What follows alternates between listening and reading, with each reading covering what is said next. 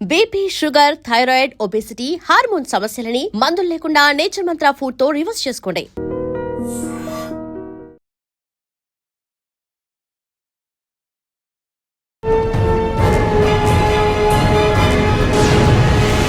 ఈ వారం మన guest one of the best excise police officer, పేరు నంజాల అంజిరెడ్డి గారు, excise superintendent state task force, Telangana state. ఎక్కువగా డ్రగ్స్ మీద ఫోకస్ చేసిన ఆయన ఇటీవల ఒక డ్రింక్స్ మీద ఎక్కువగా ఫోకస్ చేశారు. అదే హైదరాబాద్లో తండాయ్ అని ఒక డ్రింక్ వస్తుంది, అందులో గాంజా చాక్లెట్ కలుపుతున్నట్లుగా ఆయన గుర్తించారు. ఆపరేషన్ దూల్పేట్ అని చెప్పి 17th July 2024లో స్టార్ట్ చేయడం జరిగింది.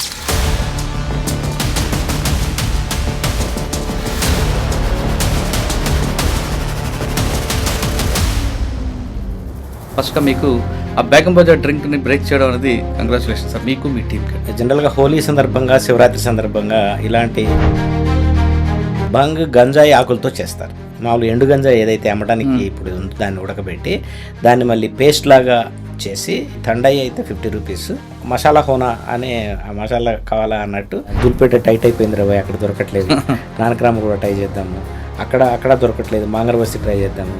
మధ్యలో మిమ్మల్ని కూడా తిట్టుకుంటారు సార్. మీరు చెప్పిన ఇందాక బంక్ కన్నా ముందు కొన్ని ప్రాంతాలు దాన్ని నల్ల మందు అంటారు. అది పిల్లలు, చిన్నపిల్లలు కూడా పడుకోకుండా ఏడుస్తే వాళ్ళు కూడా పెడుతుంటారు కదా. నల్ల మందు అనేది ఇప్పుడు గసగసాల చెట్టు ఏదైతే ఉందో దాని యొక్క కాయ నుంచి మీరు బేగం బజార్ పట్టుకున్న డ్రింక్, తండాయి డ్రింక్ సంబంధించిన ఒక కేసు అయింది. వాళ్ళు ఆయన ఒక్కరే వచ్చి చేస్తున్నాడా, లేదా ఇంకా బ్రాంచెస్ ఉన్నాయి మొత్తం సిటీ మొత్తం? ఆగ్రా ప్రాంతం నుంచి ఇక్కడ గ్రూప్ ఏదైతే ఉన్నారో వీళ్ళలో కొంతమంది చెరుకు రసం బండి పెట్టుకునేవాళ్ళు, అదేవిధంగా బాదం పాలు బండి పెట్టుకునేవాళ్ళు. మొత్తం స్టేట్లో ఎన్ని ఉంటాయి ఆయన సెంటర్స్? ఆ సెంటర్కి ఎవరైనా విక్టిమ్ వెళ్ళాలనుకుంటే, విక్టిమ్ పేరెంట్స్ కానీ వెళ్ళాలంటే ఏ విధంగా ప్రొసీజర్? ప్రతి జిల్లా హాస్పిటల్లో కూడా ఒక 10 బెడ్స్ రీహాబిలిటేషన్ కోసమే. డ్రగ్స్కి అలవాటు పడ్డా లేదా, ఆ సిమ్టమ్స్ ఎలా కనిపిస్తాయి? గంజా యొక్క ఎఫెక్ట్ అతన్ని నర్వ్స్, అతని యొక్క సిస్టము ఒకసారి ఎంజాయ్ చేసిందంటే మళ్ళీ దాన్ని ఎంజాయ్ చేయాలనేది ఆటోమేటిక్గా. ఇప్పుడు ఆ గంజాయిని పర్చేజ్ చేసే దానికోసం ఒక చోట దొరకకపోతే ఇంకో చోటికి మొత్తం సిటీ అంతా కాకులాగా తిరిగి. సార్ ఇవి కాకుండా కొంతమంది కళ్ళు ఎర్రగుంటాయి, కొంతమంది భోజనం తగ్గిస్తారు, కొంతమంది చీటికి మాటికి ఇరిటేషన్ అవుతుంది. కళ్ళు ఎర్రబడే స్టేజ్ వచ్చిందంటే బాగా రెగ్యులర్గా తీసుకుంటే కళ్ళు రెడ్ ఉంటాయి. అతని మనిషి కళ్ళల్లోకి చూడడు, ఇంట్లోకి పేరెంట్స్ని ప్రాపర్గా ఫేస్ చేయడు. దీనికి అలవాటు పడ్డ వాళ్ళు ఫుడ్ తక్కువ తింటారండి. ఫస్ట్లో ఈ గంజాయి అలవాటు తీసుకున్న వాళ్ళు బాగా ఆకలి అవుతుంది, కొన్నాళ్ళు పోయిన తర్వాత ఇది తీసుకుంటేనే ఆకలి అవుతుంది. Sir first time, second time ఏంటంటే గుర్తించారనుకుంటే పేరెంట్స్ ఏం చేయాలి? ఎవరికి అతను ప్రేమగా ఉంటాడో వాళ్ళతోటి కౌన్సిలింగ్, వాళ్ళని దగ్గరగా చేర్చుకుని వాడిని. తెలంగాణ స్టేట్లో మీ డిపార్ట్మెంట్ ఎన్ని రైడ్స్ ఇస్తుంది, ఎంత గంజా సీజ్ చేస్తుంది, ఎన్ని కేజీలు? ట్రైన్స్లో దీంట్లో 10 కేజీలు ఒక స్కూల్ బ్యాగ్ లాగా, చిన్న లగేజ్ బ్యాగ్ లాగా భుజానికి తీసుకొని వస్తారనమాట. అలాంటి 2-3 కలిసి రావడం 20-30 కిలోలు ప్రొక్యూర్ చేసి దాన్ని ఒకటే గంటలో డిస్ట్రిబ్యూట్ చేసేసి ఈ సప్లయర్ ఎవడైతే ఉన్నాడో వాడు కామ్గా సైలెంట్ అయిపోతున్నాడు. ఇన్స్టాగ్రామ్ ద్వారా ఆర్డర్ చేసి చాలా సీక్రెట్గా జరుగుతున్నాయి మాత్రమే ప్రజెంట్ ఉంది. వాటిని క్రాక్ చేసే దానికోసం కూడా నేను ఇందా చెప్పిన ఏజెన్సీలన్నీ.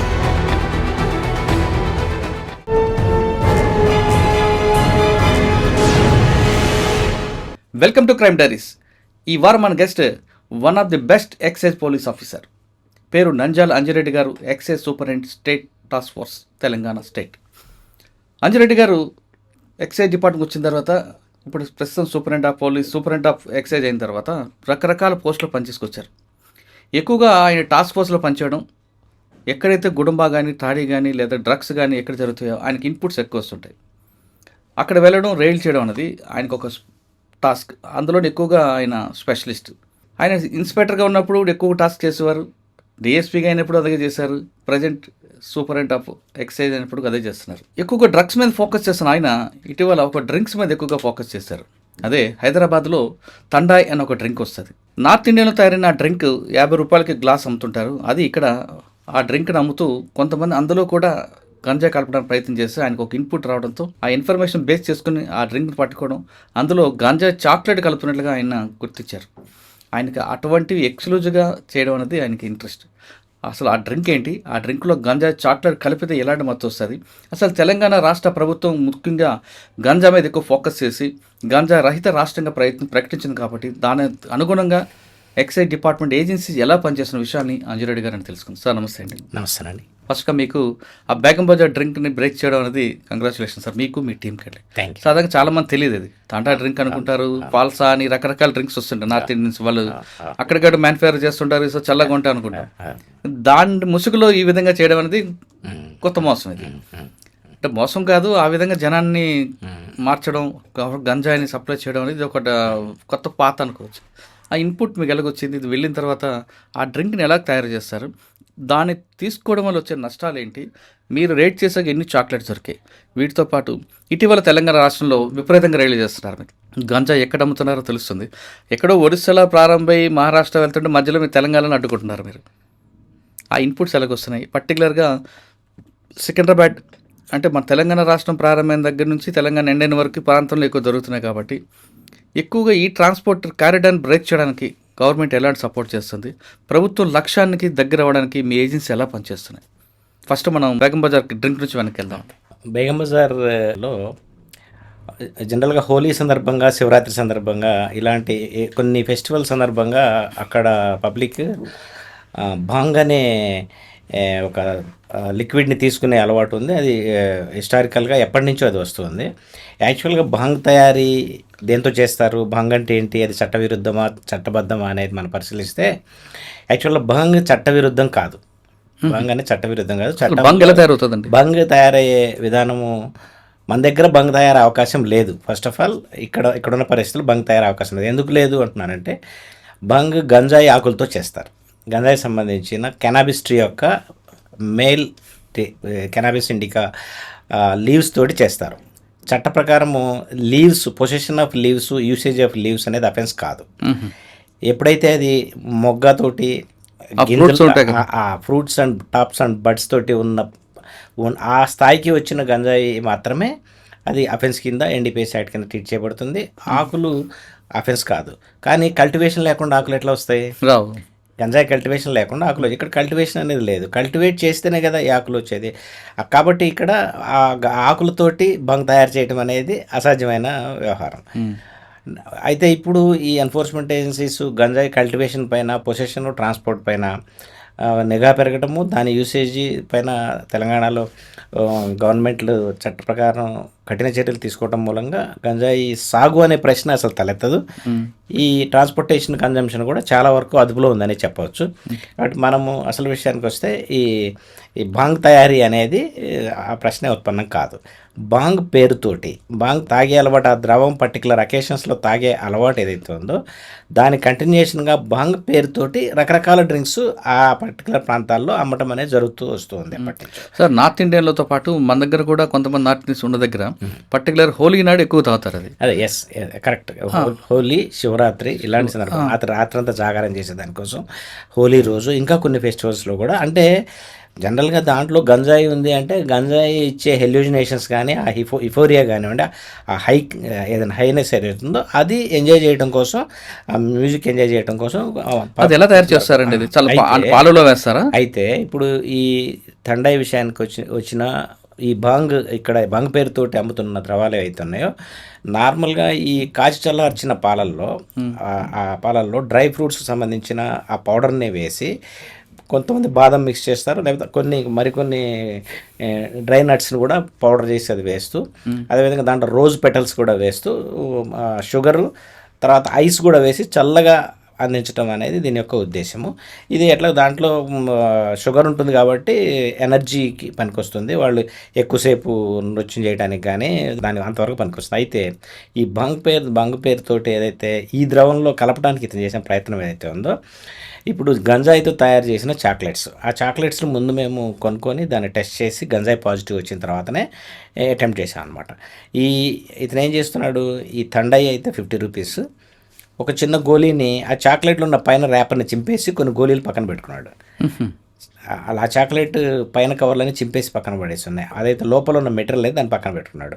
మసాలా హోనా అనే ఆ మసాలా కావాలా అన్నట్టు ఆ వచ్చిన వాళ్ళు కూడా కొంతమంది దీనికి మన నార్మల్ తండాయి కోసం గురించి కాకుండా దాంట్లో కలిపి మత్తు కోసమే వస్తున్న సిగ్నల్స్ స్పష్టంగా అంటే కోళ్ళు మసాలా అంటాడు. మసాలా అంటే వాడు పక్క నుంచి తీసి ఒకటి అద్దేసి ఇట్లా స్పూన్ పెట్టి కొంతసేపు ఇట్లా తిప్పితే అది దాంట్లో కరిగిపోతూ ఉంది. దాన్ని వాళ్ళు ఆ డ్రింక్ని ఎంజాయ్ చేస్తున్నారు. దానికి 150 రూపీస్ ఛార్జ్ చేస్తున్నాడు. సార్ సాధారణంగా బంగ్ తాగిన తర్వాతే ఎక్కువగా మాట్లాడడం నవ్వడం చేస్తుంటారు కదా, దానికి మన గాంజా కూడా తోడైతే ఇంకా డేంజర్ అవుతుంది కదా. బంగ్ పాలు దాంట్లో కొంతమంది గసగసాలు కలుపుతారు, కొంతమంది ఈ సోంపు పౌడర్ కలుపుతారు, డ్రై నట్స్ కలుపుతారు. దాంతోపాటుగా ఈ కెనాబిస్ ట్రీకి సంబంధించిన ఆకుల పేస్ట్ ఏదైతే ఉందో అది కలుపుతారు నార్మల్ బాంగ్లో. ఇప్పుడు మనము ఇంతకుముందే అనుకున్నట్టుగా గంజాయి ఆకులు దొరికే ప్రశ్న లేదు. ఇప్పుడు వీళ్ళు ఏం చేస్తున్నారు, ఆ గంజాయిని ఉడకబెట్టి మామూలు ఎండు గంజాయి ఏదైతే అమ్మడానికి ఇప్పుడు ఉందో దాన్ని ఉడకబెట్టి దాన్ని మళ్ళీ పేస్ట్ లాగా చేసి గ్రైండర్లో పేస్ట్ లాగా చేసి ఆ పేస్ట్ ముద్దలు ఏదైతే చిన్న చిన్న ముద్దలు ఉన్నాయో వాటిని చిన్న చిన్న ఉండలుగా 5 గ్రామ్స్ ఉండలుగా చేసి వాటిని బంగ్ గోళీల పేరుతో అమ్ముతున్నారు. ఇక్కడ అమ్ముతున్నాయన్నీ గంజాయి గోళీలే. బంగ్ గోళీ అనే ప్రశ్న రాదు. బంగ్ అంటే ఓన్లీ ఆకులతో మాత్రమే, దాంట్లో ఎట్టి పరిస్థితుల్లో THC ఉండదు. టెట్రాహైడ్రో కెనాబినాల్ ఏదైతే మన గంజాయిలో ఈ మత్తునిచ్చే ఈ హైనెస్నిచ్చే కెమికల్ కాంపౌండ్ ఏదైతే ఉందో THC అది ఆకుల్లో ఉండదు. అది అందుకే అది నిషేధం కాదు.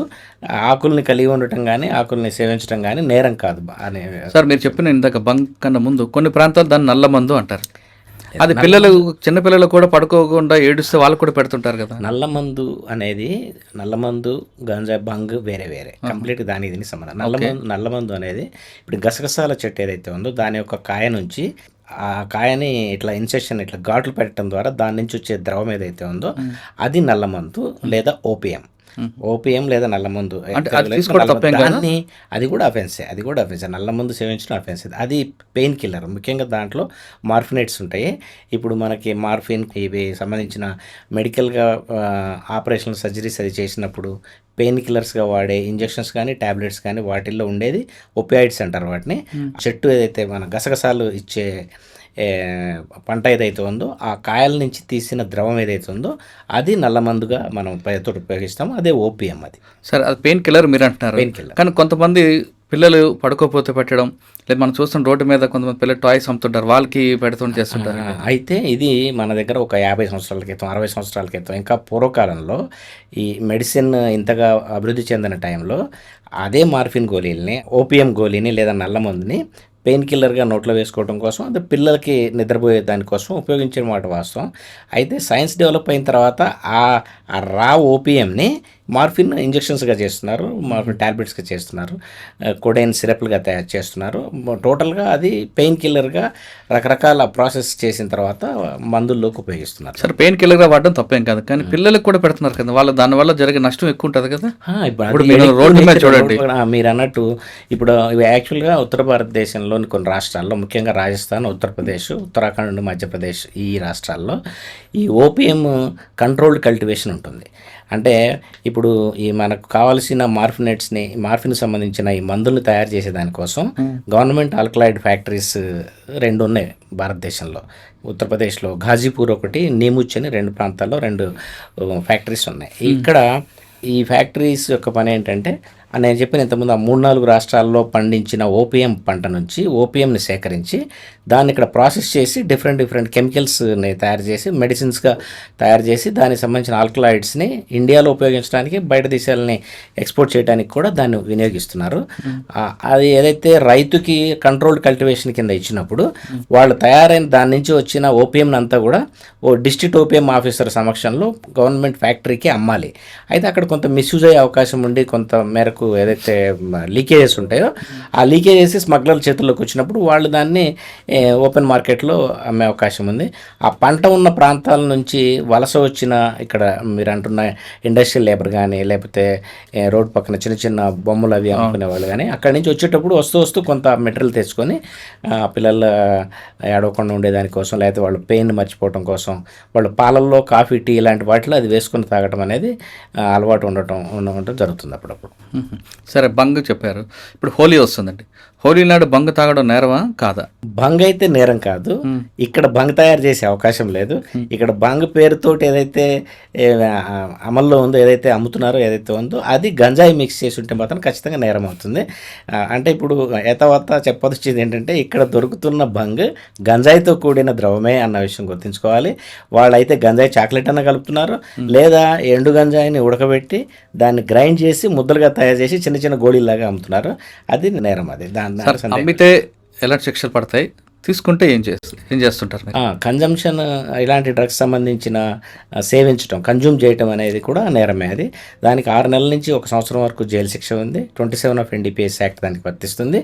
కన్జ్యూమర్ కూడా ఖచ్చితంగా కేసులు, NDPS కేసులు యాక్ట్ ఎదుర్కోవాల్సి ఉంటుంది. కన్జ్యూమ్ చేస్తే కూడా పొసెషన్ ఏమి లేకుండా అతను కన్జ్యూమ్ చేశాడు అనే టెస్ట్ ద్వారా, యూరిన్ టెస్ట్ ద్వారా నిర్ధారణ అయితే కూడా అతను శిక్షార్హుడు అవుతాడు.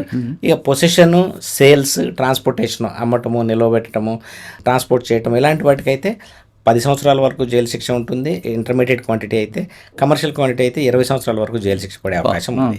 NDPS సంబంధించిన ఏ డ్రగ్లైనా క్వాంటిటీస్ని డిఫైన్ చేయబడ్డాయి.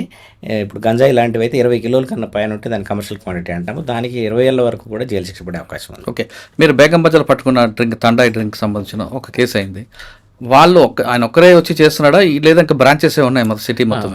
అంటే వీళ్ళు యూపీ ఆగ్రా ప్రాంతం నుంచి ఇక్కడ కొంతమంది వచ్చిన గ్రూప్ ఏదైతే ఉన్నారో, వీళ్ళలో కొంతమంది చెరుకు రసం బండి పెట్టుకునేవాళ్ళు, అదేవిధంగా బాదం పాలు బండి పెట్టుకునేవాళ్ళు, ఈ డ్రింక్ తండాయి లాంటివి తయారు చేసే వాళ్ళ ఫ్యామిలీ ఉన్నారన్నమాట. ఆగ్రా నుంచి వచ్చినప్పుడు అతను పెద్ద ఎత్తున కొనుక్కొని వచ్చాడు. అంత ఎందుకు తీసుకొచ్చారంటే హోలీని టార్గెట్ చేసి దానికే తీసుకొచ్చాడు. అతను యాక్చువల్గా ఒక రకంగా ఇన్నోవేషన్ అనమాట. ఈ తండాయిలో ఇది కలిపి ఇవ్వటం ద్వారా బంగ్ గోళీలని కలిపినట్టుగా అతను ఆ ఇంప్రెషన్ ఇచ్చేదానికోసం సొమ్ము చేసుకునే ఉద్దేశంతో ఆ ప్రయత్నం చేశాడు. అయితే దాదాపు 2000 చాక్లెట్లు పట్టుబడ్డాయి, 10 కిలోల వరకు చాక్లెట్లు పట్టుబడ్డాయి.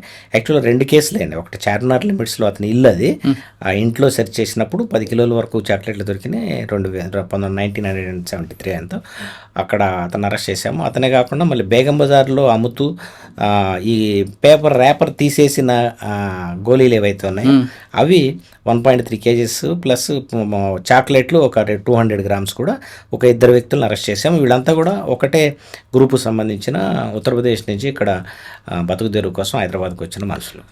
సార్, ప్రభుత్వం తీసుకున్న నిర్ణయానికి మీ ఏజెన్సీ ఏ విధంగా సపోర్ట్ చేస్తుంది? ప్రభుత్వ ఇన్ఫ్రాస్ట్రక్చర్ ఎలా వాడుకుంటుంది? తెలంగాణ రాష్ట్రంలో ఈ డ్రగ్స్ నియంత్రణ, నిర్మూలన కోసం ప్రభుత్వం చిత్తశుద్ధితోటి ముందుకెళ్లే దానిలో భాగంగా ఏర్పాటు చేసిన ఏజెన్సీ ఏదైతే ఉందో, నోడల్ ఏజెన్సీగా TGNAB, ఈగిల్ ఫోర్స్ పేరుతోటి ఏదైతే ఉందో, అమల్లోకి వచ్చిన తర్వాత, పనిచేయడం స్టార్ట్ చేసిన తర్వాత వాస్తవంగా ఈ డ్రగ్స్ పైన నియంత్రణ అనేది పెరిగిందనే చెప్పాలి. ఆ TGNAB, ఈగిల్ ఫోర్స్ ఏదైతే ఉందో, వాళ్ళు దాడులు చేయటము, కేసులు బుక్ చేయటము, క్వాలిటీ కేసెస్ రిజిస్టర్ చేయటమే కాకుండా మిగతా ఈ లా ఎన్ఫోర్సింగ్ ఏజెన్సీస్ కూడా ట్రైన్ చేయటము, వాళ్ళకి కావాల్సిన అన్ని రకాల సహకారాలు అందించడం ద్వారా మా ఎక్సైజ్ డిపార్ట్మెంట్ సంబంధించిన మా కమిషనర్ గారు హరికిరణ్ గారు కానివ్వండి, మా డైరెక్టర్ గారు మొదట్లో కమలాసన్ రెడ్డి సార్ ఉన్నారు, ఇప్పుడు at present Shanawaz Kasim sir ఉన్నారు. వీళ్ళ తోటి ఈ సార్లు ఎప్పటికప్పుడు TGNAB తోటి కోఆర్డినేట్ చేసుకుంటూ మా ఎన్ఫోర్స్మెంట్ ఏజెన్సీస్లో అన్ని జిల్లాల్లో ఉన్న ఎన్ఫోర్స్మెంట్ టీమ్స్ అన్నింటినీ యాక్టివేట్ చేసి డిటెక్షన్ ఆఫ్ NDPS కేసెసే కాకుండా వీటిని ప్రాపర్ డాక్యుమెంటేషన్, ఛార్జ్షీట్ ఫైలింగ్, వీటి విషయంలో కూడా ఎప్పటికప్పుడు ట్రైనింగ్ సెషన్స్ కండక్ట్ చేస్తూ మంచి క్వాలిటీ కేసెస్ రిజిస్టర్ చేయటము.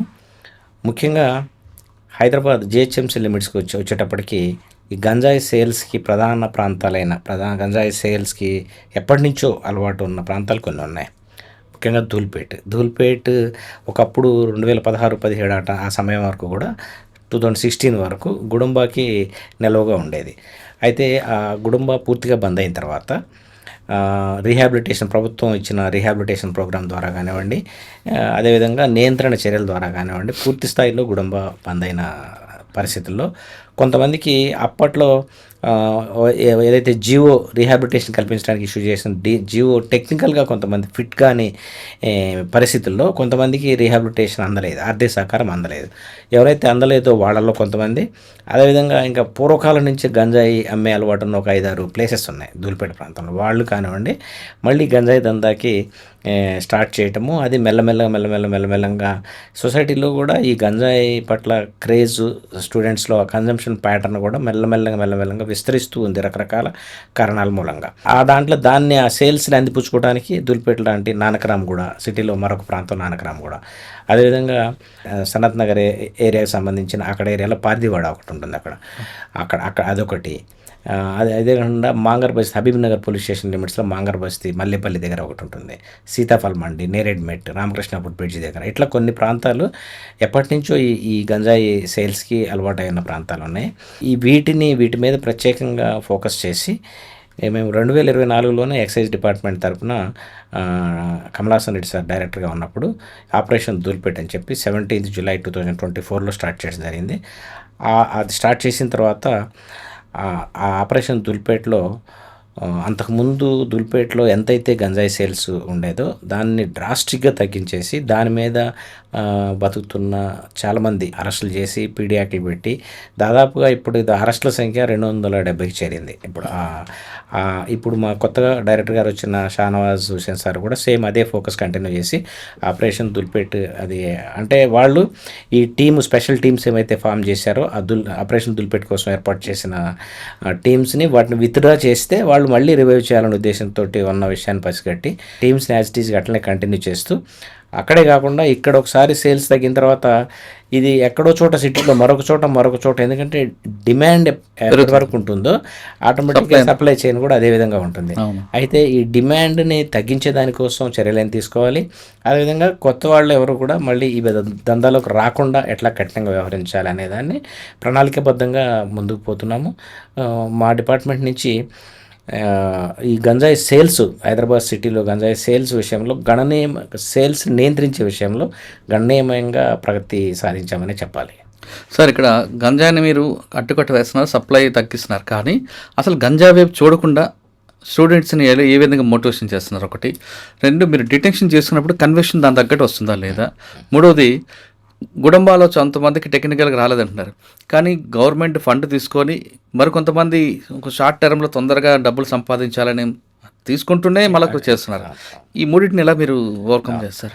యాక్చువల్గా రీహాబిలిటేషన్ గవర్నమెంట్ ఫైనాన్షియల్ అసిస్టెన్స్ తీసుకున్న వాళ్ళు కూడా కొంతమంది ఆల్రెడీ ఎవరికైతే టెక్నికల్గా రాకుండా ఈ గంజాయిలోకి రావడం మూలంగా వాళ్ళు బాగుంటున్నారు, వాళ్ళు బాగా సంపాదిస్తున్నారు, మనకేదో 2 లక్షలు ఇచ్చింది గవర్నమెంట్, కొంతమంది ఇచ్చిన వాళ్ళు తీసుకున్న వాళ్ళు ఒక ఆటో వచ్చింది, ఆటో రోజుకు 1500, 1000 రూపాయలు 1500 సంపాదించుకుంటూ బ్రహ్మాండంగా బతికే అవకాశం ఉంది. అట్లా చేసుకున్నారు చాలామంది. 156 ప్యాసింజర్ ఆటోస్, అదేవిధంగా ఒక 80 వరకు ట్రాన్స్పోర్ట్ ఆటోస్ ఇవ్వడం జరిగింది. చాలా ఇచ్చారు, టెంట్ హౌస్లు పెట్టించారు, కిరాణా అన్ని పెట్టించారు, కానీ వాళ్ళు ఈజీగా రావాలి అమౌంట్, కష్టపడడం అలవాట్లేదు. అంతకుముందు వాళ్ళు కష్టపడే అలవాట్లేదు, గంటలోనే 1000 రూపాయలు రావాలి, ఒక రోజులోనే 3000 రావాలి, 4000 రావాలి అనే ధోరణిలో ఉన్న వాళ్ళకి ఏ రీహాబిలిటేషన్ పనిచేయదు. వాళ్ళు ఏ క్రైమ్ అయితే తొందరగా ఈజీ మనీ వస్తుందో దాని వైపు జనరల్గా మొగ్గు చూపుతారు. ఇక దానికి లాని కఠినంగా ఎన్ఫోర్స్ చేయడం ఒకటే మార్గం. దాన్ని వాళ్ళని బతంలాడి ఏదైనా బూటీ ఇచ్చి వాడిని మార్చడం అనేది సాధ్యమైన పని కాదు. దాన్ని టఫ్గా ఇంప్లిమెంట్ చేయాలి. ఆ కేసులు ఓన్లీ అమ్మేవాళ్ళనే కాకుండా అమ్మే వ్యక్తులు ఇతనికి ఇతని ఫస్ట్ లెవెల్ సప్లయర్ ఎవరు, సెకండ్ లెవెల్ సప్లయర్ ఎవరు, అక్కడి నుంచి తీసుకొచ్చి ట్రాన్స్పోర్టర్ ఎవరు, అదేవిధంగా ఒడిశాలో వీళ్ళకి సప్లై చేసింది ఎవరు, ఒడిశాలో కల్టివేట్ చేసింది ఎవరు అన్నదాకా ప్రతి కేసులోనూ 6 to 7, 8, 9, 10 మెంబర్స్ని కూడా ఒక్కొక్క కేసులో ఎన్ని లేయర్స్ని ఇన్వాల్వ్ చేసి కొన్ని సందర్భాల్లో స్పెషల్ టీమ్స్ని ఇక్కడ నుంచి ఒరిస్సా కూడా పంపించి అక్కడి నుంచి కూడా ప్రధానమైన ముద్దాయిలు కొంతమంది తీసుకొని వచ్చి ఈ కేసుల్లో అరెస్ట్ చేసిన సందర్భాలు చాలా. కన్విక్షన్ ఎంత ఉందండి? కన్విక్షన్ రేట్ విషయానికి వచ్చేటప్పటికి ఏ లెవెల్లో అయితే డిటెక్షన్స్ ఉన్నాయి, ఏ లెవెల్లో అయితే ఇప్పుడు ఈ డ్రగ్ నియంత్రణ కోసం పాటుపడుతున్నామో అంత లెవెల్లో అంత పర్సంటేజ్ ఆఫ్ కన్విక్షన్స్ వస్తున్నాయని చెప్పలేము. దానికి కారణాలు విశ్లేషిస్తే ప్రధానంగా పంచ్ విట్నెస్లని సెక్యూర్ చేసుకునే విషయంలో వచ్చే సమస్యలు, నెంబర్ ఆఫ్ కేసెస్ తక్కువగా ఉన్నప్పుడు మనము క్వాలిటీ విట్నెస్లని, గవర్నమెంట్ విట్నెస్లని సెక్యూర్ చేసుకోవడానికి అవకాశం ఉంటుంది. ఇప్పుడు కొన్ని ప్రాంతాల్లో, ధూల్పేట లాంటి ప్రాంతాల్లో రోజుకు 3-4 రిమాండ్లు కేసులు చేసినప్పుడు అన్ని కేసులకి గవర్నమెంట్ అఫీషియల్ విట్నెస్లు తీసుకురావటం, లోకల్ విట్నెస్ తీసుకురావటం, చట్టం ఏ విట్నెస్ యొక్క ఇండిపెండెంట్ విట్నెస్ యొక్క టెస్టిమోనీని అంగీకరిస్తుందో అంత పగడ్బందీగా సేకరించే దాంట్లో లోపాలు ఉంటాయి అనేది వాస్తవం. అది అదిగాక ఈ పెడ్లర్లకి ఎగనెస్ట్గా కోర్టులో వచ్చి సాక్ష్యం చెప్తే వాళ్ళ మూలంగా వీళ్ళకి థ్రెట్ ఉంటుంది అనే పర్సెప్షన్ తోటి కొంత విట్నెస్గా ముందుకు రాకపోవటము, వచ్చినా కూడా కోర్టుకు వచ్చి వాళ్ళకి వ్యతిరేకంగా సాక్ష్యం చెప్పే సాహసం చేయకపోవటం కూడా ప్రధానంగా కన్విక్షన్లు తగ్గడానికి కారణం ఉన్నాయి. ఇప్పుడు దాన్ని అధిగమించే దానికోసము ఇప్పుడు దానికి కావాల్సిన ట్రైనింగ్ సెషన్స్ పెట్టడం కానివ్వండి, క్వాలిటీ డాక్యుమెంటేషన్కి కావాల్సిన చర్యలు తీసుకునే దానికోసం టీజీ న్యాబ్ అందరికీ ట్రైనింగ్ ఇస్తుంది. అదేవిధంగా మా ఎక్సైజ్ డిపార్ట్మెంట్లో కూడా మేము ఇంటర్నల్ కానిస్టేబుల్ నుంచి ఆఫీసర్స్ దాకా కూడా కొన్ని మాడ్యూల్స్ తయారు చేసి షార్ట్ టర్మ్ ట్రైనింగ్ కోసము ప్లాన్ చేసి అది కొనసాగుతుంది ఇప్పటికీ. కానీ కొన్ని కేసుల్లో కమర్షియల్ క్వాంటిటీ పట్టుకుంటారు. కమర్షియల్ క్వాంటిటీ సీజ్ చేసేటప్పుడు మేజిస్ట్రేట్ ముందు చేయాలి అనేది ఒక నామ్ ఉంది. అది పక్కన పెట్టి ఇమీడియట్గా చేయడం అనేది ఒక మైనస్ వస్తుంది. ఇంటర్మీడియట్ క్వాంటిటీ పట్టుకున్నప్పుడు ఇంకొకలాగా చేయడం, ఈ వేరియేషన్ వల్లే కొంత కన్వర్షన్ తగ్గుతుంది అనేది ఒక వార్త. లేదండి, అయితే మ్యాజిస్ట్రేట్ గారి ముందు జప్తు చేయాలి అనేది కమర్షియల్ క్వాంటిటీ అయితే స్పాట్లో మ్యాజిస్ట్రేట్ గారిని తీసుకురావాలి అనేది కరెక్ట్ కాదు. యాక్చువల్గా ఈ మ్యాజిస్ట్రేట్ గారి ముందు సెర్చ్ చేయటం అనే ప్రశ్న ఎప్పుడు వస్తుంది అని అంటే, ఒక వ్యక్తి తన యొక్క బాడీలో పాకెట్లను, షర్ట్ పాకెట్లను, ప్యాంట్ పాకెట్లను బాడీకి ఆనుకొని ఉన్న పర్సనల్ సెర్చ్ కండక్ట్ చేయాల్సి వచ్చినప్పుడే అది కొకైన్ లాంటి చిన్న చిన్న ఎల్ఎస్డి లాంటి బ్లాడ్స్ అలాంటి క్వాంటిటీస్ బాడీలో అతను దాచిపెట్టే అవకాశం ఉన్నప్పుడు ఆ వ్యక్తిని సెర్చ్ చేయాల్సి వచ్చినప్పుడు ఆ సెర్చ్ పోలీస్ ఆఫీసర్ ముందు కాకుండా ఐదర్ మ్యాజిస్ట్రేట్ ముందు కానీ లేదా ఇండిపెండెంట్ గెజెటెడ్ ఆఫీసర్ ముందు కానీ సెర్చ్ చేయడం కోసం. సెర్చ్ కాకుండా సీజ్ చేసినప్పుడు కూడా మీరు అది సీజ్ చేసి కమర్షియల్ క్వాంటిటీని ల్యాబ్కి పంపాలి. ఆ ల్యాబ్ పంపినప్పుడు కూడా మెజిస్ట్రేట్ ఉంటే దానికి. అయితే ఈ 2022 డిసెంబర్లో సెంట్రల్ గవర్నమెంట్ ఒక నోటిఫికేషన్ జారీ చేసింది. దాంతోపాటు ఒక ఎస్ఓపి కూడా ఇవ్వడం జరిగింది. అది వచ్చిన తర్వాత నోటిఫికేషన్ ఆ స్పెసిఫిక్ గైడ్లైన్స్ వచ్చిన తర్వాత ఆ పొరపాట్లు జరగట్లేదు. తప్పనిసరిగా స్పాట్లో టోటల్ స్టాక్ సీజ్ చేస్తారు. దాన్ని యాజ్ ఎర్లీ యాజ్ పాసిబుల్ 28 నుంచి 48 గంటల్లో మ్యాక్సిమం 2-3 డేస్ లోపల మ్యాజిస్ట్రేట్ గారి ముందు ప్రాపర్ చైన్ ఆఫ్ కస్టడీని పాటిస్తూ తీసుకెళ్ళి ప్రొడ్యూస్ చేస్తారు. అక్కడ మ్యాజిస్ట్రేట్ గారు కరెక్ట్నెస్ ఆఫ్ ఇన్వెంటరీ అంటే పంచనామాలో రాసిన విధంగా అంత తూకం ఇది ఉందా లేదా అనేది వెరిఫై చేస్తారు. మ్యాజిస్ట్రేట్ గారి ముందే శాంపిల్స్ డ్రా చేయబడతాయి. మ్యాజిస్ట్రేట్ గారు సర్టిఫై చేసిన తర్వాత వన్ ఆఫ్ ద శాంపిల్ని ఎఫ్ఎస్ఎల్కి పంపించడం జరుగుతుంది. ఈ లెవెల్ మీరు తీసుకొస్తున్నారు, కానీ చార్జ్ షీట్ వేసిన తర్వాత ట్రయల్ స్టార్ట్ అయ్యాక మీకు ఎవిడెన్స్ తీసుకొచ్చినప్పుడు విట్నెస్లకి స్టాక్ విట్నెస్ పెట్టడం వల్ల ఒక మైనస్ అవుతుందని. అదే నేను విట్నెస్ల సెక్యూరింగ్ విషయంలో ఉన్న సమస్యలు నేను ముందే చెప్పాను. పెడ్లర్కి ఎగనెస్ట్గా కోర్టుకు వచ్చి అతను సాక్ష్యం చెప్పడానికి సాహసం చేయకపోవడం ఒకటైతే, ప్రతి కేసులో అఫీషియల్ విట్నెస్ని, గవర్నమెంట్ విట్నెస్ని సెక్యూర్ చేసుకోవడానికి వాల్యూమినస్ కేసులు ఉన్న సందర్భంలో అది కొంచెం కొన్ని ఇబ్బందులు, ఆ సమస్యలు కూడా ఓవర్కమ్ చేయొచ్చు కదా, టెక్నాలజీ ఉంది కదా మీ దగ్గర. అఫీషియల్ విట్నెస్లు తీసుకోవటం అంటే మన అఫీషియల్ ఇప్పుడు ఎక్సైజ్ డిపార్ట్మెంట్ కేసు బుక్ చేస్తుంది. విట్నెస్గా ఎవరిని తీసుకోవాలి? అందుబాటులో ఉన్న లోకల్ విట్నెస్ని తీసుకోవాలి. ఫస్ట్ ఆఫ్ ఆల్ లోకల్ విట్నెస్గా మనకు అందుబాటులో జ్యూరిడిక్షన్లో ఉన్న గవర్నమెంట్ ఆఫీసుల్లో జనరల్గా మేము డిపెండ్ అయ్యేది రెవెన్యూ డిపార్ట్మెంట్కి. తహసీల్దార్కి లెటర్ పెట్టి రిక్వెజిషన్ ఇచ్చి అక్కడి నుంచి ఇద్దరు ఆర్ఐస్ను, ఒక ఆర్ఐను, ఒక విఆర్ఓను అట్లా రిక్వెస్ట్ మీద తీసుకుంటుంటాం అనమాట. అదేవిధంగా గవర్నమెంట్ అఫీషియల్స్ ఎన్ని ఆఫీసులు ఉంటాయో వాళ్ళకి మనకు డిటెక్షన్ చేసిన టైంకి సరైన టైంకి వాళ్ళు అందుబాటులో ఉంటాం, వాళ్ళు మనకి స్పేర్ చేయటము, వాళ్ళు వచ్చి దాన్ని విట్నెస్ చేయటము, ఇదంతా కొంచెం ప్రాక్టికల్గా ఇబ్బందులతో కూడిన విషయమే. అయితే కూడా కమర్షియల్ క్వాంటిటీ కేసుల్లో 100% గవర్నమెంట్ విట్నెస్లు పెడుతున్నాము.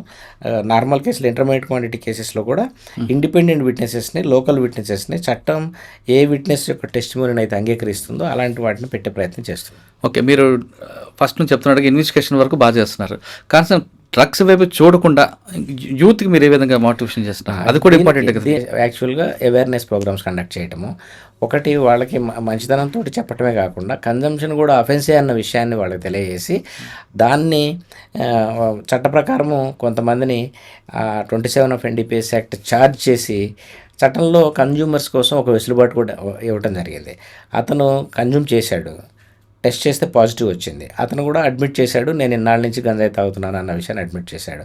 అయితే అతన్ని ఛార్జ్షీట్ వేసి ప్రాసిక్యూట్ చేయకుండా అతను వాలంటరీగా నేను రీహాబిలిటేషన్ అండర్గో అవుతాను, నేను అలవాటు వదులుకోవడానికి సిద్ధంగా ఉన్నాను అని చెప్పని కోర్టుకి అతను విన్నవించుకుంటే కోర్టు ఆదేశాల మేరకు రిజిస్టర్డ్ రీహాబిలిటేషన్ సెంటర్స్ అయితే రాష్ట్ర ప్రభుత్వం అనుమతించిన రీహాబిలిటేషన్ సెంటర్స్లో అతను 8 వారాల పాటు రీహాబిలిటేషన్ తీసుకొని తర్వాత అయిపోయిన తర్వాత అతన్ని టెస్ట్ కండక్ట్ చేసి అతని పైన ఫ్రీ ఫ్రమ్ డ్రగ్స్ ఉంది ఇతని యొక్క బాడీ అన్న విషయం డాక్టర్స్ నిర్ధారించిన తర్వాత ఆ సర్టిఫికేట్ ఆధారంగా అతనికి ఇమ్యూనిటీ గ్రాంట్ చేసి ప్రాసిక్యూషన్ నుంచి అతనికి ఇమ్యూనిటీ కల్పించే దానికోసం 64 NDPS యాక్ట్ అనుమతిస్తుంది. ఆ విధంగా కొంతమంది కన్జ్యూమర్స్ని కోర్టు ద్వారా రీహాబిలిటేషన్ కంప్లీట్ చేసి దాని నుంచి విడుదల చేసే ప్రయత్నం చేస్తున్నాము. కొంతమంది ఆ రీహాబిలిటేషన్ సిద్ధంగా లేని వాళ్ళకి అగెనిస్ట్గా ఛార్జ్ కూడా చేసి ఛార్జ్ షీట్లో ఛార్జ్ చేస్తున్నాం. సార్ మొత్తం స్టేట్లో ఎన్ని ఉంటాయన్న సెంటర్స్? ఆ సెంటర్కి ఎవరైనా విక్టిమ్ వెళ్ళాలనుకుంటే, విక్టిమ్ పేరెంట్స్ కానీ వెళ్ళాలంటే ఏ విధంగా ప్రొసీజర్ ఏంటి? ఇప్పుడు హైదరాబాద్ సిటీకి వచ్చినట్టయితే ప్రధానంగా ఈ రీహాబిలిటేషన్ సంబంధించిన ఎక్విప్ చేసింది ఎర్రగడ్డ మానసిక చికిత్సాలయం ఏదైతే ఉందో దాంట్లోనే ఈ డ్రగ్ డి అడిక్షన్ సెంటర్ సంబంధించిన కూడా నోటిఫై చేయడం జరిగింది. అది కొంతమంది ఆ పేరు వినగానే ఇష్టపడరు కదండి. అయితే అది కాకుండా గాంధీ హాస్పిటల్, ఉస్మానియా హాస్పిటల్, అదేవిధంగా జిల్లాలో ఏరియా హాస్పిటల్, డిస్ట్రిక్ట్ హాస్పిటల్లో ప్రతి జిల్లా హాస్పిటల్లో కూడా ఒక 10 బెడ్స్ రీహాబిలిటేషన్ కోసమే నోటిఫై చేస్తూ ప్రభుత్వం ఉత్తర్వులు కూడా ఇవ్వడం జరిగింది. అయితే ఇవే కాకుండా ప్రైవేట్లో కూడా కొన్ని డైరెక్టర్ ఆఫ్ మెడికల్ ఎడ్యుకేషన్ నుంచి పర్మిషన్ తీసుకున్న సైక్రియాటిక్ క్లినిక్స్ ఉన్నాయి. సైక్రియాటిక్ క్లినిక్స్ అంటారు. అది డైరెక్టర్ ఆఫ్ మెడికల్ ఎడ్యుకేషన్ నుంచి వాళ్ళు పర్మిషన్ తీసుకొని దాంట్లో సైక్రియాటిస్టు, సైకాలజిస్టు, క్లినికల్ సైకాలజిస్టు, ఫిజిషియన్ ఇట్లా ఈ డాక్టర్స్ అందరూ అందుబాటులో ఉంటారు. వాళ్ళ దగ్గర కూడా అది రీహాబిలిటేషన్ కోర్స్ కంప్లీట్ చేస్తే కూడా డిఎంఈ రికగ్నైజేషన్ ఉంది కాబట్టి అది కూడా వ్యాలిడ్ అవుతుంది. మీరు అడుగుతున్నది ఏంటంటే పేరెంట్స్ డైరెక్ట్గా అప్రోచ్ కావడానికి గవర్నమెంట్లో అయితే ప్రధానమైన ఏరియా హాస్పిటల్స్, డిస్ట్రిక్ట్ హాస్పిటల్స్, ఇప్పుడు గాంధీ, ఉస్మానియా హాస్పిటల్ అంటే గవర్నమెంట్ హాస్పిటల్కి వెళ్ళకుండా, ఎర్రగడ్డ లాంటి హాస్పిటల్కి వెళ్ళకుండా సీక్రెట్గా చేయించాలో తమ పిల్లలు అనుకుంటే ప్రైవేట్ని ఆశ్రయించాల్సి ఉంటుంది. ప్రైవేట్లో వాటిలో కూడా అన్రికగ్నైజ్డ్ ఇన్స్టిట్యూషన్స్ కాకుండా డైరెక్టర్ ఆఫ్ మెడికల్ ఎడ్యుకేషన్ వారు అనుమతించిన సైక్రియాటిక్ క్లినిక్స్ ఏవైతే ఉన్నాయో, లైక్ ఆశా హాస్పిటల్ అని ఉంది, ఇక్కడ ఫీనిక్స్ అని ఉంది, హోప్ ట్రస్ట్ అని ఉంది, అదేవిధంగా చేతన అని చెప్పని ఉంది. ఇట్లా కొన్ని ఇన్స్టిట్యూషన్స్ వాళ్ళు rehabilitation DME permission, director of medical education పర్మిషన్తో సైక్రియాటిక్ క్లినిక్లు నడుపుతున్నారు. అక్కడ అప్రోచ్ అయితే వాళ్ళు రీహాబిలిటేషన్. కానీ అక్కడ అప్రోచ్ అయిన తర్వాత మీరు చెప్పిన కొన్ని పేర్లు చెప్పారు, కానీ పేరెంట్స్ కానీ ఎవరో గార్డెన్ ఉండాలని వాళ్ళు కండిషన్ పెడుతున్నారు. వీళ్ళు ఒక విక్టిమ్ తీసుకోవడానికి ఇష్టపడట్లేదు. ఆ ప్రాబ్లం ఎలా సాల్వ్ చేయాలి? చాలామందికి ఇన్హౌస్ ట్రీట్మెంట్ అవసరం ఉండదు. వాళ్ళు కొన్ని కౌన్సిలింగ్ సెషన్స్ అటెండ్ కావటము, మెడికేషన్ అవసరమైతే మెడికేషన్ తీసుకోవటము, తర్వాత అవుట్ పేషెంట్గా వెళ్ళిపోవటమే జరుగుతుంది. ఎవరికి క్రానిక్ అయిపోయిన తర్వాత ఎవరికి అవసరం అవుతుంది అని అంటే ఖచ్చితంగా అతను డ్రగ్ డిపెండెన్సీ పెరిగిపోయింది, డ్రగ్ తీసుకోలేకుండా ఉండలేకపోతున్నాడు. అలాంటప్పుడు ఖచ్చితంగా డాక్టర్స్ ఆల్టర్నేటివ్గా మెడిసిన్స్ ఏవైతే ఉన్నాయో వాటి ద్వారా మెల్లగా అతన్ని డిపెండెన్సీ నుంచి దూరం చేసే విధమైన చికిత్స అందిస్తూ వాళ్ళని తగ్గించి, అలాంటప్పుడు ఇన్హౌస్ ట్రీట్మెంట్ అవసరం పడుతుంది. ఇన్హౌస్ ట్రీట్మెంట్ అప్పుడు వాళ్ళు కాళ్ళు చేతులు కట్టేయాల్సి రావటము, అతను పిచ్చిగా బిహేవ్ చేయటము, విత్డ్రాల్ సిమ్టమ్స్ తోటి అతను న్యూసెన్స్ క్రియేట్ చేయటం, ఇలాంటి సందర్భాలు ఉంటాయి. కాబట్టి పేరెంట్స్ కూడా వెంట ఉంటే వాళ్ళకు కొంత రిస్క్ తగ్గుతుంది అనే ఉద్దేశంతో పేరెంట్స్ని కూడా ఉండాలి అని ఇన్సిస్ట్ చేస్తున్నమాట వాస్తవము. ఇంకా సోఫిస్టికేటెడ్గా ఈ రీహాబిలిటేషన్ ప్రక్రియని ప్రాపర్గా హ్యాండిల్ చేయడానికి కావాల్సిన హాస్పిటల్స్ కానివ్వండి, సైక్రియాటిక్ క్లినిక్ కానీ రావాల్సిన అవసరం ఉంది ప్రస్తుత పరిస్థితి. సార్, హాస్పిటల్కి వెళ్లకుండా ముందే మన పిల్లలు డ్రగ్స్కి అలవాటు పడ్డా లేదా, వాడి బిహేవియర్ ఎలా చూసుకోవాలి, వాడి ఫ్రెండ్ సర్కిల్ బట్ట లేదా ఆయన యాటిట్యూడ్ బట్టి ఏ విధంగా ఆ సిమ్టమ్స్ ఎలా కనిపిస్తాయండి? ఇప్పుడు ఫస్ట్ ఆఫ్ ఆల్ డ్రగ్స్ తీసుకునే అలవాటు, డ్రగ్స్ అంటే ముఖ్యంగా గాంజాతోటే మొదలు పెడతాం. ఏ స్టూడెంట్ డైరెక్ట్గా దాదాపుగా 90% కొకైన్కో, ఎండిఎంఏకో లేకపోతే ఎల్ఎస్డీకో పోడు, గాంజాతోనే స్టార్ట్ అవుతుంది. గాంజానే గేట్వే టు ఆల్ డ్రగ్స్ అని చెప్పుకోవచ్చు. ఈ గాంజా కూడా అతను ఇంజనీరింగ్ చదివేటప్పుడు, బీబీఏ కాలేజీలో ఉన్నప్పుడు, హోటల్ మేనేజ్మెంట్ కాలేజ్ చదివేటప్పుడు పీర్ ప్రెషర్ తోటే స్టార్ట్ అవుతుంది. ఇది జనరల్గా ఏ విద్యార్థి ఫస్ట్ టైం గంజా స్మోక్ తీసుకునే అతను డైరెక్ట్గా పెడ్లర్ దగ్గర నుంచి పర్చేజ్ చేసే పరిస్థితి రాదు. అతనికి ఎవరు ఆఫర్ చేస్తారు అని అంటే పక్కన ఉన్న ఫ్రెండ్సే ఆఫర్ చేస్తారు. ఆ ఫ్రెండ్ తనకున్న అలవాటుని తనొక్కడే నాశనం అవ్వకుండా చుట్టుపక్కల అందరికీ అంటించే ప్రక్రియలో ఆఫర్ చేస్తాడు. అది బర్త్డే పార్టీస్లోనో లేకపోతే ఇంకేదన్నా మ్యూజిక్ పార్టీస్ అటెండ్ అయ్యే క్రమంలోనో, వీకెండ్ పార్టీస్ ఎంజాయ్ చేద్దామని సిగరెట్ స్మోక్ తోటి స్టార్ట్ అయ్యి, బీర్ తోటి స్టార్ట్ అయ్యి, జాయింట్ కొడదాం ఒకటి అని చెప్పని ఇట్లా స్టార్ట్ అయ్యి ఒకసారి 2 సార్లు గంజా యొక్క ఎఫెక్ట్ అతన్ని నర్వ్స్, అతని యొక్క సిస్టము ఒకసారి ఎంజాయ్ చేసిందంటే మళ్ళీ దాన్ని ఎంజాయ్ చేయాలనేది ఆటోమేటిక్గా దానికి ఉన్న లక్షణమే అది. ఆ నార్కోటిక్ లేదా సైకోట్రోపిక్ సబ్స్టాన్స్కి ఉన్న లక్షణమే ఆ డిపెండెన్సీని పెంచుతుంది, దానిపైన డిపెండ్ అయ్యేలాగా, హ్యాబిట్యుయేట్ అయ్యేలాగా చేస్తుంది. అదే ప్రమాదకరమైన లక్షణం.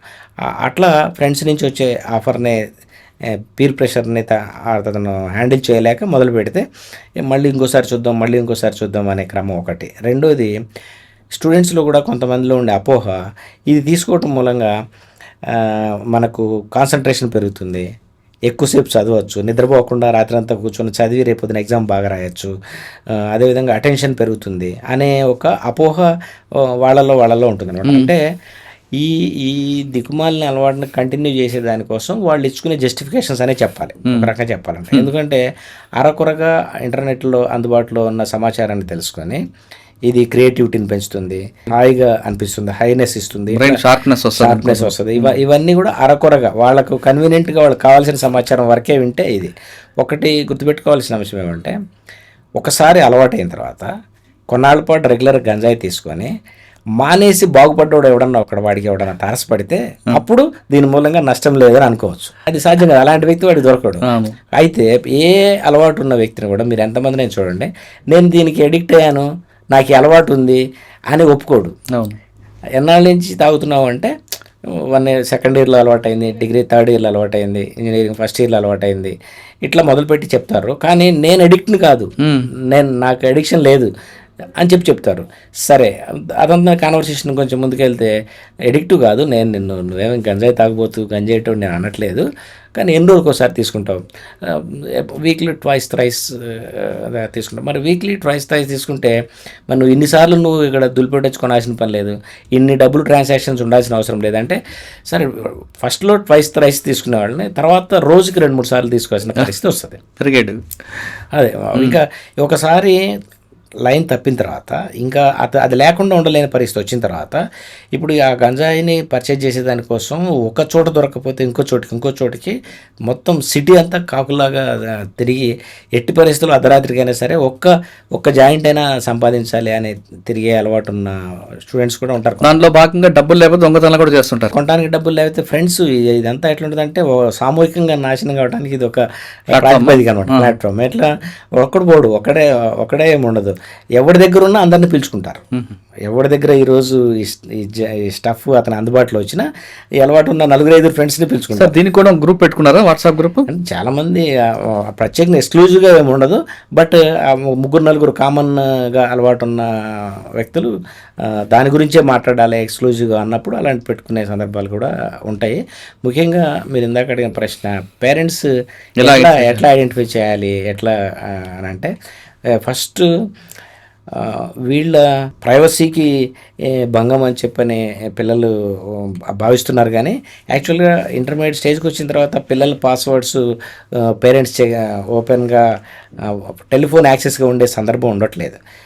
ఇప్పుడు అట్లా కాకుండా పిల్లలు ఫోన్ ఓపెన్ చేసి ఎప్పుడంటే అప్పుడు పాస్వర్డ్ ఓపెన్ చేసి అతను చూడగలిగినంత చనువు ఉంటా, లేదా అతని యొక్క పర్సనల్ బిలాంగింగ్స్ బ్యాగ్ కానివ్వండి, లేకపోతే పర్స్ కానివ్వండి, పర్సనల్ అతనితో ఉండే వాటిని ఎప్పుడంటే అప్పుడు చెక్ చేసే పరిస్థితి ఉన్నా, అదేవిధంగా ఎక్స్క్లూజివ్గా ఇతను ఒక రూమ్లో ఉంటాడు, ఆ రూమ్లో ఏం జరుగుతుంది అనే దానికి వీళ్ళకి ఎప్పుడంటే అప్పుడు ఎంట్రీ ఉండే పరిస్థితి ఉన్నా, ఇలాంటి వాళ్ళు అలవాటును ముందుకు కొనసాగించడానికి అవకాశం ఉండదు.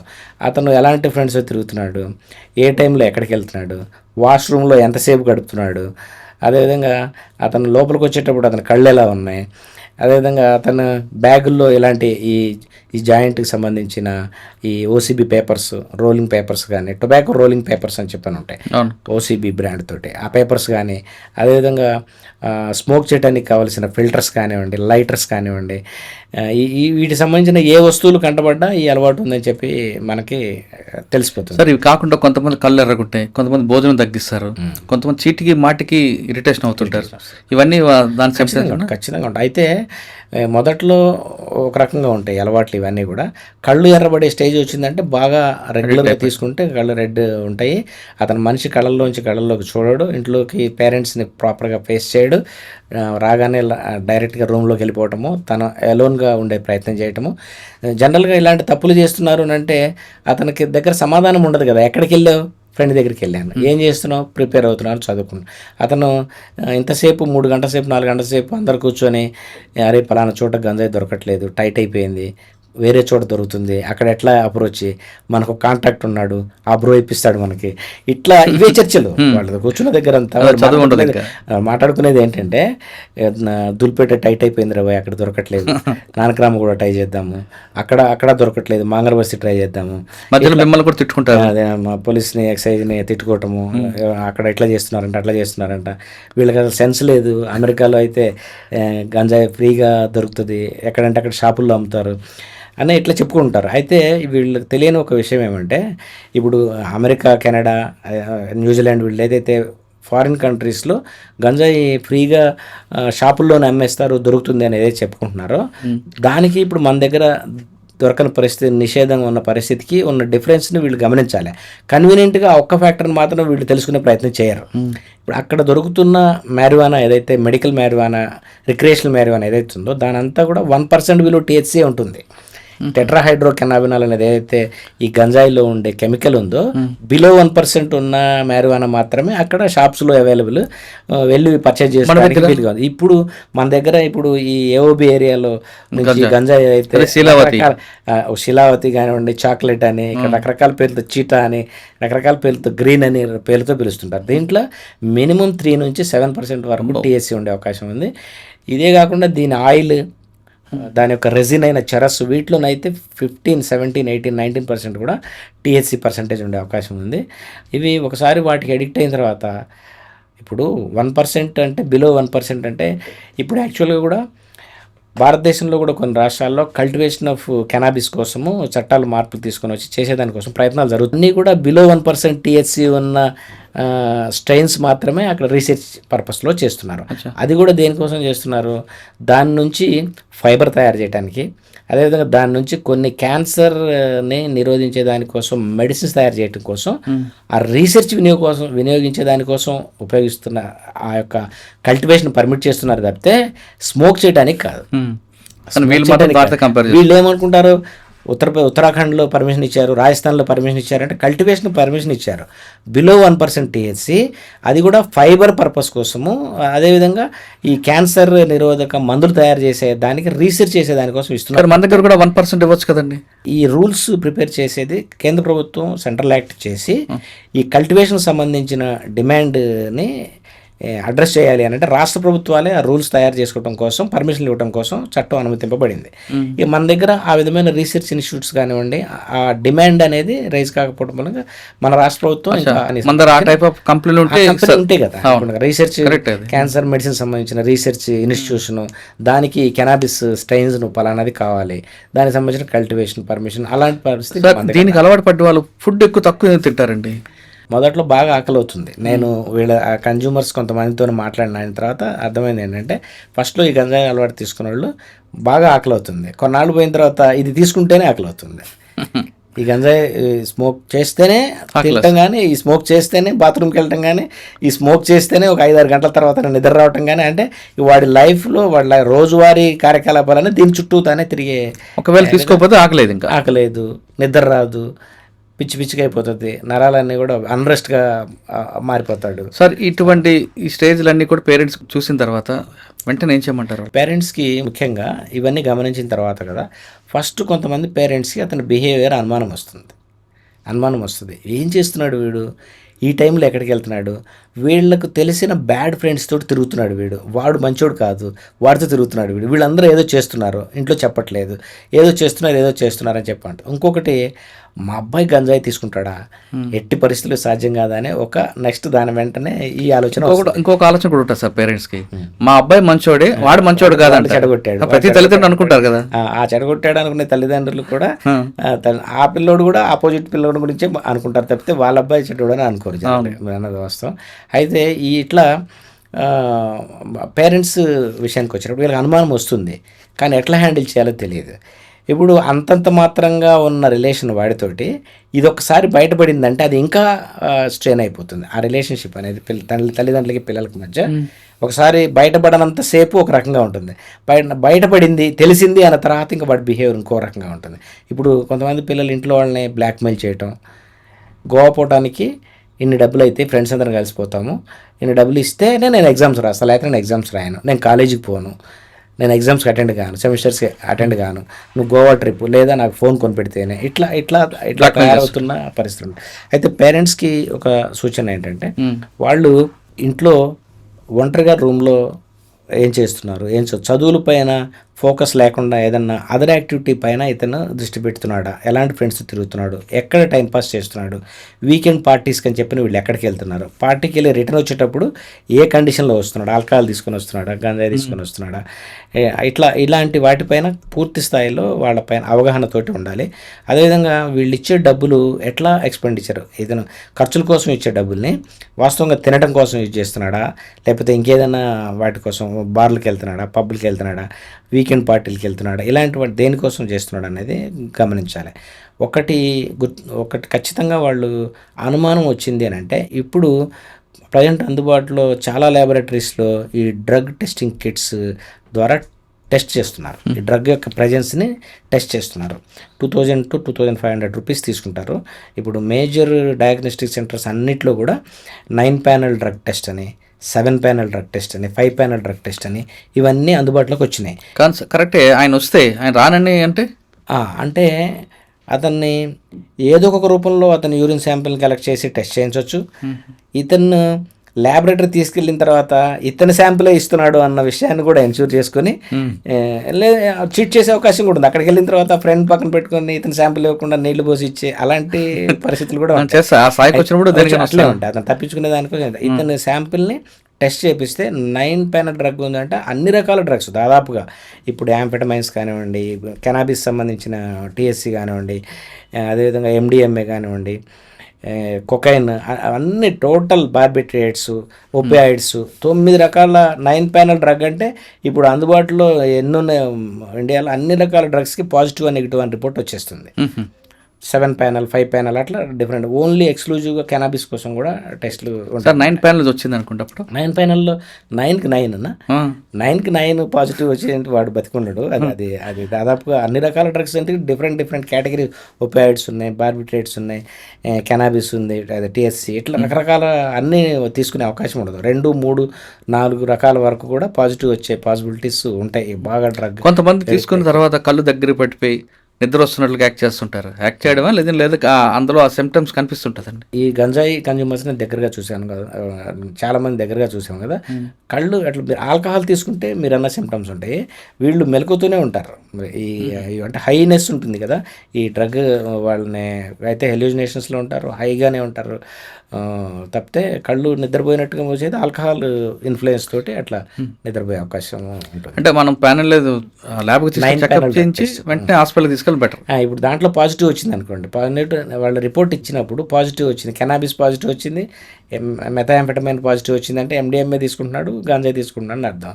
అది వచ్చింది అని అంటే ఇంకా అతను కూడా బయటపడిపోతాడు, ఎక్కడ కొంటున్నావు, ఏం చేస్తున్నావు, ఎక్కడ తీసుకున్నావు అనేది. అయితే పేరెంట్స్ అతను ఎడిక్షన్ లెవెల్ కన్నా వెళ్ళకముందే అప్పుడోసారి తీసుకున్న సందర్భంలోనే గమనించినట్లయితే దీని నుంచి అతను బయటపడేయటం ఈజీగా ఉంటుంది.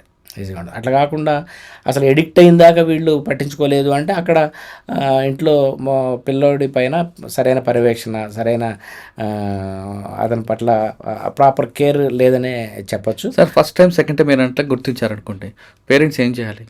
పేరెంట్స్ ఫస్ట్ ఆఫ్ ఆల్ ఏం మిస్ అవుతుంది, వీడు ఇటువైపు ట్రాక్ వెళ్ళటానికి ఏ అంశాలు కారణమైనాయి, మిస్ అయిందా, టైం ఇవ్వటం మిస్ అయిందా, ఇతను అదర్ ఫ్రెండ్స్ బ్యాడ్ ఫ్రెండ్షిప్ ఇన్ఫ్లుయెన్స్లోకి ఏం కారణమైంది అనే దాన్ని గమనించి, అదేవిధంగా ఇంట్లో తల్లిదండ్రులే కాకుండా దగ్గర బంధువులు, అమ్మమ్మ, నాయనమ్మ, మామయ్య, ఎవరికి అతను ప్రేమగా ఉంటాడో వాళ్ళతోటి కౌన్సిలింగ్, వాళ్ళని దగ్గరగా చేర్చుకొని వాడిని దీనివల్ల నష్టాలని, దానివల్ల చెడిపోయిన ఎగ్జాంపుల్స్ని నచ్చజెప్పి అతను మార్చుకునే ప్రయత్నం చేయాలి. ప్రేమ 100% మారుతారు. ఇప్పుడు ఎడిక్ట్స్గా ఐడెంటిఫై అయ్యే వాళ్ళు మొదలుపెట్టిన వాళ్ళల్లో మనకు కండెమ్ స్టేజ్కి వచ్చేది 5-10% ఉంటారు. మిగతా వాళ్ళందరూ మారి నార్మల్ లైఫ్ జీవించి నార్మల్గా ఉద్యోగాలు చేస్తూ బ్రహ్మాండంగా బతుకుతున్న పరిస్థితులే ఉంటాయి.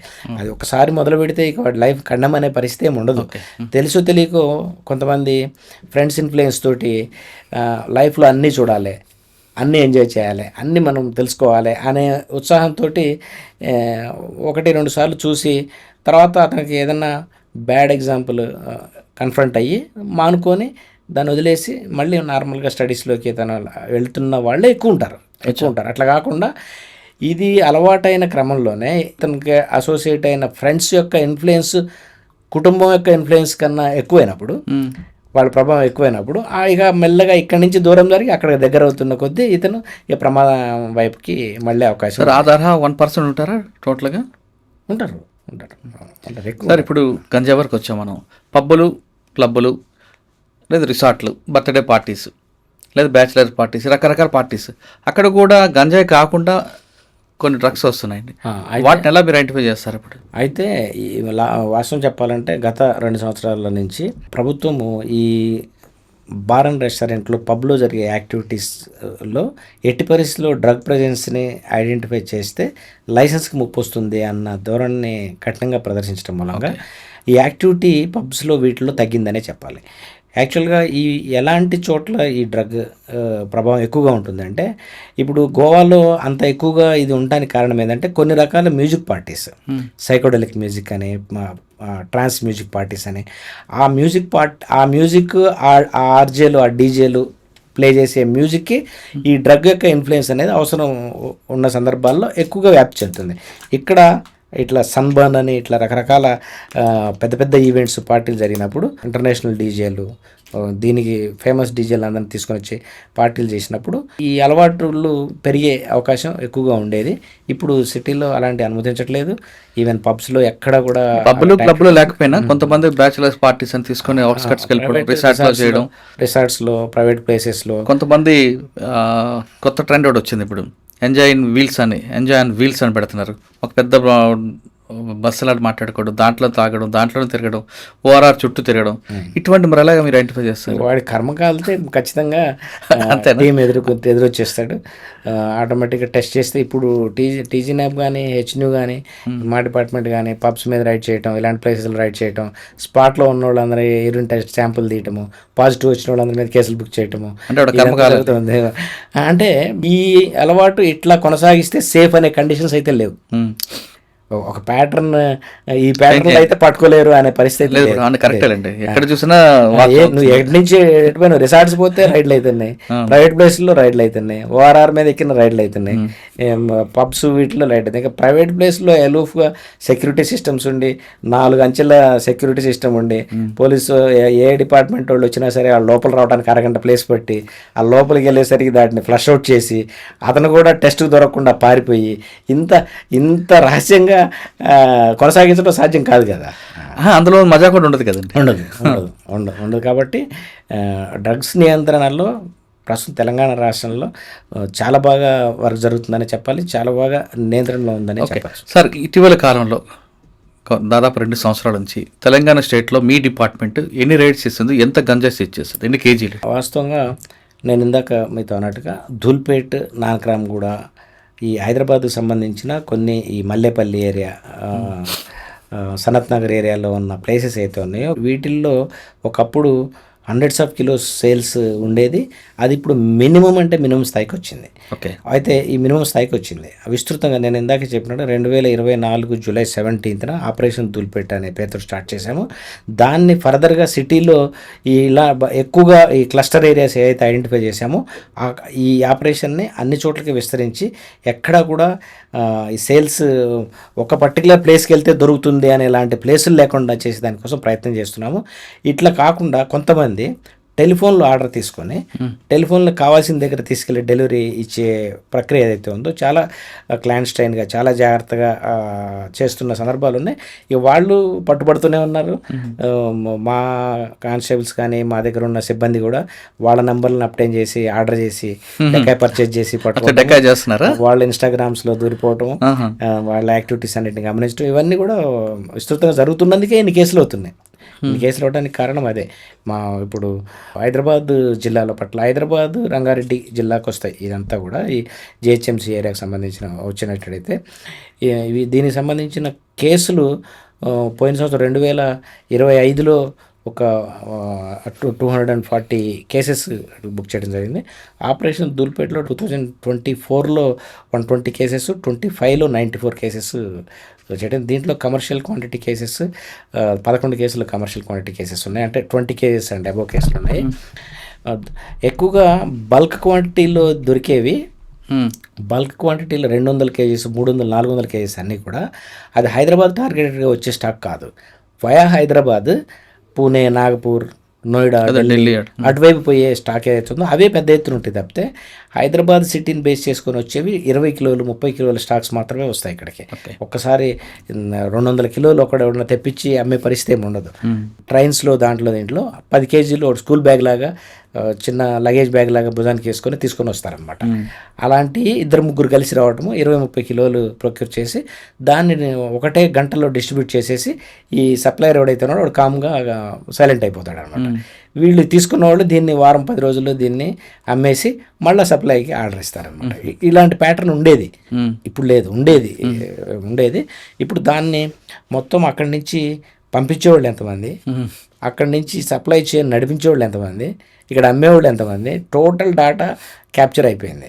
ఇప్పుడు దాదాపుగా 75-80% సేల్స్ స్టాప్ అయిపోయినాయి. 10-15% అది కూడా మొబైల్స్ ద్వారా, ఇన్స్టాగ్రామ్ ద్వారా ఆర్డర్ చేసి చాలా సీక్రెట్గా జరుగుతున్నాయి మాత్రమే ప్రజెంట్ ఉంది. వాటిని క్రాక్ చేసే దానికోసం కూడా నేను ఇందా చెప్పిన ఏజెన్సీలన్నీ, ఎక్సైజ్, పోలీసులు, హెచ్ను కానీ, టీజీ న్యాబ్, ఈగల్ టీమ్స్ కానీ విస్తృతంగా పనిచేస్తున్నాయి. వాళ్ళ ఆట సాగనివ్వట్లేదు. ఓకే సార్, ఫైనల్గా చెప్పండి, ప్రభుత్వం తీసుకున్న లక్ష్యం నెరవేరడానికి 100% జరుగుతుందా, లేదు ఆ లక్ష్యం కొంతవరకు వెళ్ళడానికి మనకు ఎంతకాలం పట్టొచ్చు? దీని అట్లా టైం డిసైడ్ చేసి డ్రగ్ అనేది కనపడకుండా చేయడం అనే ప్రకటన చేయడం 100% చేయకపోయినా కనీసం 90%. అయితే ఒకటి గంజాయి తాగాలనుకున్నా దొరకట్లేదు అనే వాతావరణం తీసుకురావడం, ఒకవేళ వాడికి దొరికినా వాడు అష్ట కష్టాలు పడి ఏదో 30 రోజులకు 40 రోజులకు ఒక డోస్ సంపాదించడం, అలాంటి పరిస్థితి ఇప్పటికే వచ్చింది. ఇంకా ముందు రోజుల్లో ఇంకా వాడు ఇప్పుడు కొంతమంది హయ్యర్ డ్రగ్స్ తీసుకునే వాళ్ళు తెలంగాణలో హైదరాబాద్ సిటీ సేఫ్ కాదు, మనం ఏదైనా తీసుకోవాలంటే ఏదన్నా అదర్ స్టేట్కు అదర్ కంట్రీకి వెళ్ళి తీసుకోవాలా అనే పరిస్థితి ఏదైతే వచ్చిందో, ఈ గంజాయి విషయంలో కూడా అది ఎంతో దూరంలో లేదు. దొరకకుండా చేసేదానికోసము అన్ని రకాల ప్రయత్నాలు గ్రౌండ్ లెవెల్లో జరుగుతున్నాయి. ఇదే పరిస్థితి కొనసాగించి ఓన్లీ డిటెక్షన్, ఈ ప్రివెన్షనే కాకుండా అంటే ఎడ్యుకేట్ చేయడం ద్వారా కాలేజెస్లో కానివ్వండి, ఇప్పుడు అన్ని ఏజెన్సీలు కూడా ఆ విధంగా ఎడ్యుకేట్ చేయటము, అదేవిధంగా కన్జ్యూమర్స్ని ఛార్జ్ చేయటము, కన్జ్యూమర్స్ని రీహాబిలిటేట్ చేయటము, ఇలాంటి చర్యలు ప్రివెన్షను, అదేవిధంగా లా ఎన్ఫోర్స్మెంట్ చేయడమే కాకుండా కన్విక్షన్స్ కూడా కేసులు, క్వాలిటీ కేసెస్ బుక్ చేసి కన్విక్షన్స్ తీసుకురావడం ద్వారా కూడా ఈ బిజినెస్ వయబుల్ కాదు, దీని ద్వారా మనం డబ్బు సంపాదించడం కాదు, జైలు పాలవటం తప్పితే ఉపయోగం లేదనే వాతావరణం తీసుకొచ్చే ప్రయత్నాలు అయితే గట్టిగా సాగుతుంది. ఓకే, ఇక తెలంగాణ రాష్ట్రంలో గంజాయి అంటే పేరు ఎత్తడానికి భయపడే రోజులు వస్తాయంటున్నారు అంజిరెడ్డి గారు. తీసుకోవడం, తాగడం అవన్నీ కాకుండా అసలు దొరుకుతుందా అనే ఆలోచన లేకుండా మాత్రం ప్రభుత్వం ఖచ్చితంగా చేస్తుంది. అందుకు అనుగుణంగా ఎక్సైజ్ డిపార్ట్మెంట్తో పాటు మిగతా ఏజెన్సీ అన్నీ కూడా గట్టిగా పనిచేస్తున్నాయి. కాబట్టి ఇకపై రాబో కాలంలో తెలంగాణ రాష్ట్రంలో ఆ పేరు వినబడదని మాత్రం ఆశాభావం వ్యక్తం చేస్తున్నారు.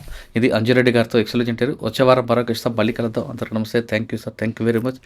మీ గోల్ తొందరలో రీచ్ అవ్వాలని కోరుకుందాం. ఎందుకంటే సార్ దాని నుంచే క్రైమ్ స్టార్ట్ అవుతుంది.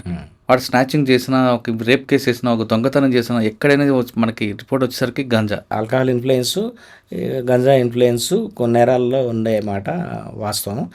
దీన్ని నియంత్రించడం ద్వారా నేరాల అదుపుకు కూడా ఇది ఉపయోగపడుతుంది. I dreams, this police diaries is something very, very valuable towards that. I must really appreciate Murali, your insights.